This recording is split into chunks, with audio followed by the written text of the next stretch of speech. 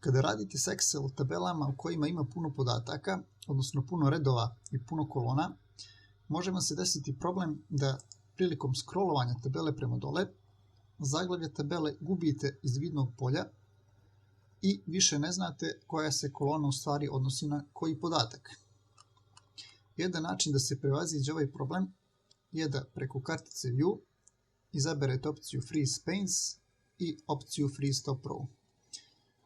Ovom opcijom postižete da sada prilikom scrollovanja tabele, zaglavlje tabele uvijek ostaje vidljivo na vrhu tabele i uvijek znate koja se kolona odnosi na koji podatak. Ako iz nekog razloga želite opet sve da vratite na prvobitno stanje, to možete uraditi isto preko opcije Freeze Panes i opcije Unfreeze Panes. Ova opcija prva koju sam pokazao će vam biti od koristi samo ako se zaglavlje tabele nalazi u prvom redu radnog lista. Ako to nije slučaj, odnosno ako se zaglavlje tabele nalazi negdje drugo, morat ćete uraditi sljedeće. Kliknite prvo na prvo polje ispod zaglavlja tabele, a zatim preko kartice View, opcije Freeze Panes, izaberite opciju Freeze Panes. Ovime postižemo isti efekt, samo što ovu opciju uglavnom koristimo kada se zaglavlje tabele ne nalazi u prvom redu radnog lista.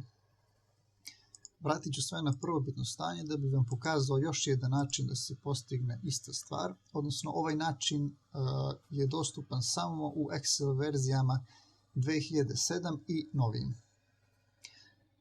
Prvo treba kliknuti u bilo koje polje u tabeli, a zatim preko opcije Home izabrati opciju Format as Table i izabrati onda neki dizajn koji vam najviše odgovara.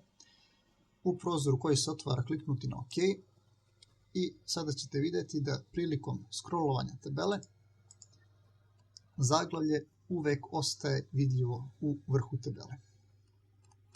Moram napomenuti samo još da se sve ove opcije koje smo sada koristili odnose samo na prikaz tabela na ekranu, odnosno one se ne odnose na štampu tabela.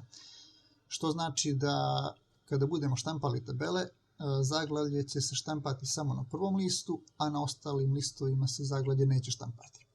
Postoji i opcije da se postigne taj efekt, odnosno da se zaglavlje štampa na svim stranicama, ali to ću vam pokazati nekom drugom prilikom. Za sad bi ovo bilo sve. Vidimo se u sljedećem videu.